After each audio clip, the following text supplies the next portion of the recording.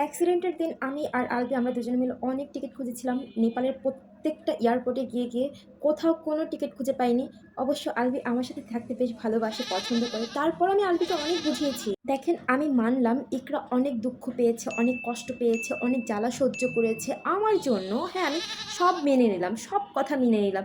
কিন্তু ভাই আমি তো বলিনি আমি ওকে সুইসাইড করতে তো বলিনি। এখানে একবার চিন্তা করে সবাই মিলে আমার রিজিকে হাত দিয়েছে, আমার রুটি রোজগারে হাত দিয়েছে। এই ঝামেলাটা থেকে আমি একবার মুক্তি পাই। যারা যারা এই বিষয়টা নিয়ে নাচানাচি করতেছে তাদের প্রত্যেকের জামাইকে আমি আমার কবজায় আনবো। হ্যাঁ, এটা আমার চ্যালেঞ্জ, সত্যি কথা। এই তিথি, তুমি পাবলিক প্লেসে সব সত্যি কথা বলে ফেলছো কেন? যাই হোক, যা বলেছি আর কি, আমি আসলে এটা রাগের মাথায় বলে ফেলেছি। যদি এটা আমার মনের কথা, আমি আসলে সবার জামাইদেরকে নিয়ে নাচানাচি করতে বেশ ভালোবাসি, আমি এগুলো অনেক পছন্দ করি। লাস্ট কবে আলবির সাথে কথা ও হয়েছিল আচ্ছা, আপনার? হ্যাঁ, আলবির সাথে আমার আর কথা হয়নি। লাস্ট আমি যখন এয়ারপোর্টে নেমেছি তারপরে আমার ওর সাথে কথা হয়েছে। এরপর আর কথা হয়নি। আমি জানি না ও কোথায় আছে।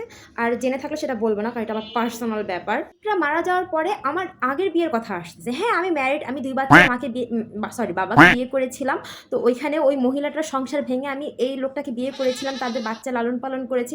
এখন আমি একটা সংসার ভেঙে আমি যাচ্ছিলাম। তো আপনারা পাবলিকরা এত ট্যালেন্ট রে ভাই, কোথায় কবে কোনখানে কফি খেয়েছিলাম, কোথায় কবে কোনখানে কি করেছিলাম, ফ্ল্যাট দিয়েছে, শাড়ি দিয়েছে, এগুলো সব খুঁজে বের করে ফেলেছে।